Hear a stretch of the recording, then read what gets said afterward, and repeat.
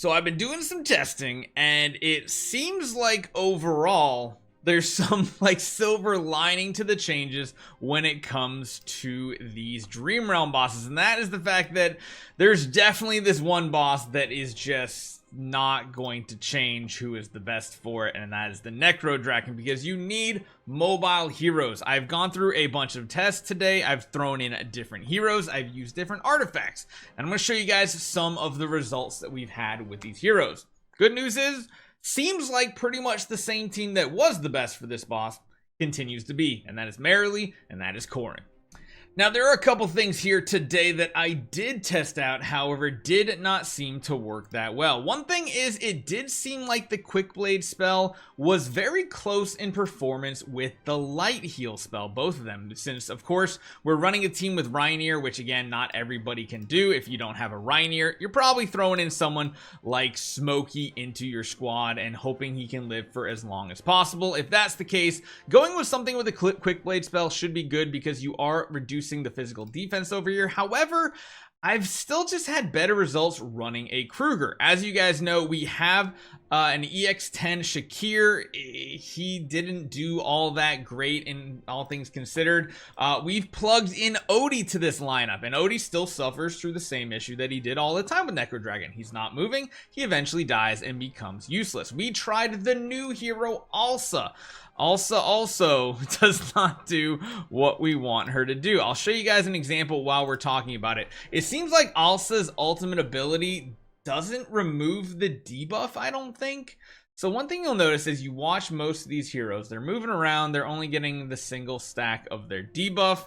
Seems like Alsa's not having that happen for her. Let's take a look and see what happens. She's just going crazy here. Everybody gets the first debuff right here. And then the heroes that are not moving, you'll notice, like Reinier, are getting that extra debuff. That's the one that's going to be lowering the damage output for not moving. And actually, you know what? Alsa does look like she did not even get it yet. So maybe she is immune to that feature. However, it seems like overall she's not really able to keep herself alive, because remember, those shields are only provided once in a while, once every 7 seconds, and the shield isn't even that significant. Most of your damage is still going to be coming from the same two heroes, Temesia and of course your Marilee. My best score I think so far was like in the low 80%. We haven't done any of the updates this week or anything. You can see she does provide a lot of damage. But when I take this team right here that you just saw, and I just plug in the good old tried and true dropout Alsa, even though her damage is really good, and we throw our Kruger into the lineup, we basically perform the same or even better. This shouldn't be too big of a difference running this to get us a little bit longer survivability compared to the Quick Blade spell, but I'll show you guys both versions so you guys can see which one kind of performs better on your behalf. One thing is, Temesia has become even more important with the season skills, and we'll talk about that a little bit later here as well, because with the season skills, she actually provides more damage to her team. Now, Temesia definitely needs EX, her mythic plus exclusive, to make her surf wolf worthwhile, and of course she does heal when you upgrade that weapon. You can see here, no matter what we do though, pretty much around the 80% mark, we are just going down. We're dropping, we're losing heroes. Marilee needs to stay with that Reinier swap to get the healing, the damage reduction, all that fun stuff. But you can see the damage was pretty much the same running between Alsa and the Kruger, which is interesting to say the least.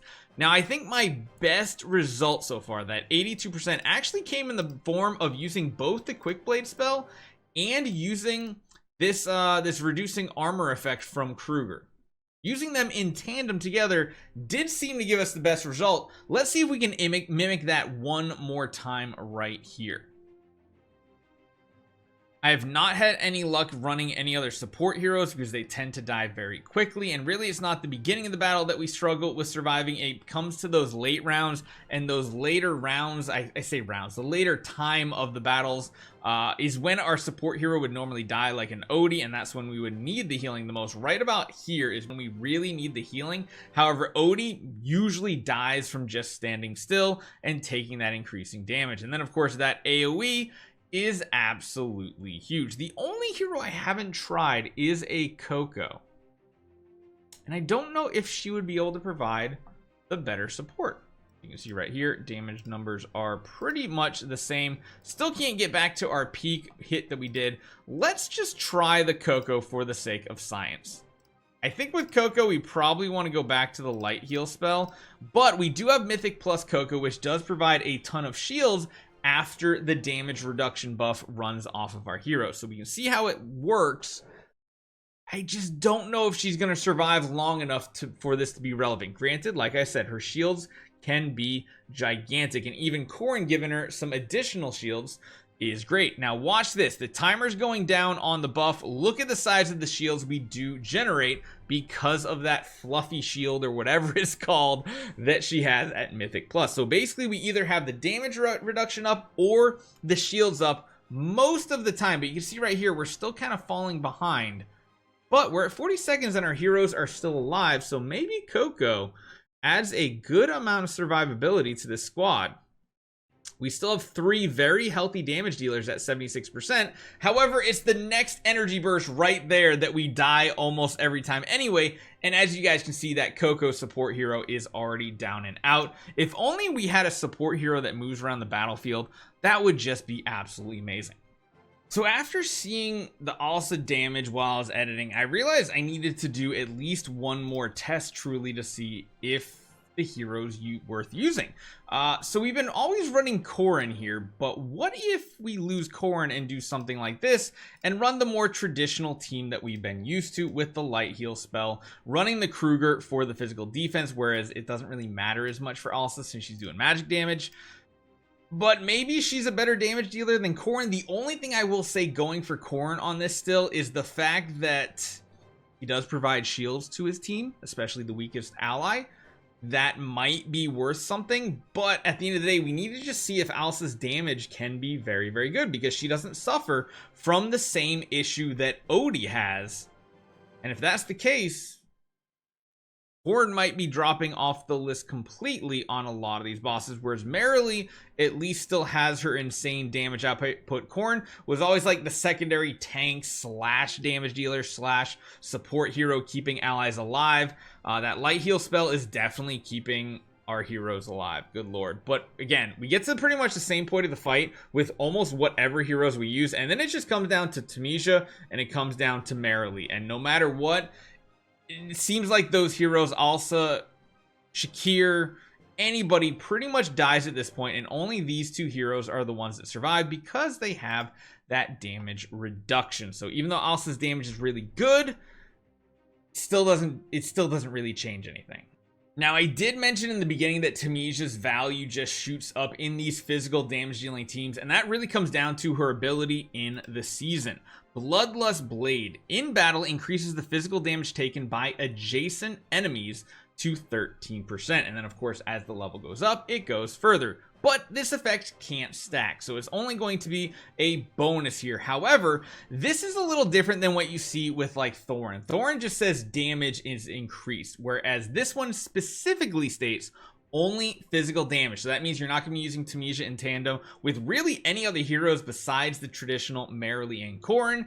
And yes, they are doing less damage than usual. Maybe in the previous season we might have been able to actually beat that boss and 100% it, but it kind of doesn't look like that's going to be able to, and that's even with EX10 on both of their exclusive. However, this definitely means building Temesia for this Necrodrakon specifically is more important, but you really only use Temesia in this one scenario, so do you really need this hero?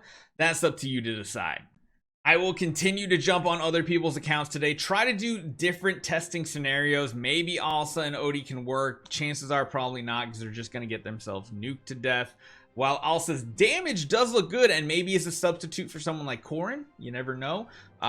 It still seems like the normal squad is the highest damage dealing one. Kruger, even with that new artifact, still seems to have value. Let me know what you guys find in your lineups. As far as I know, it still is the same best team overall, at least for what we can replicate on our account. I don't know if the Paragon units out there can do something even better. If you guys see something better, leave a comment down below. I love hearing your guys' feedback. I usually pin a comment that has some really good information, like on the last video. Cassidy and Odie goes absolutely crazy, just like Alsa and Odie, and actually Cassidy might be the better option. So leave those comments down below, start a conversation down there, and I love talking to you guys. See you guys next time.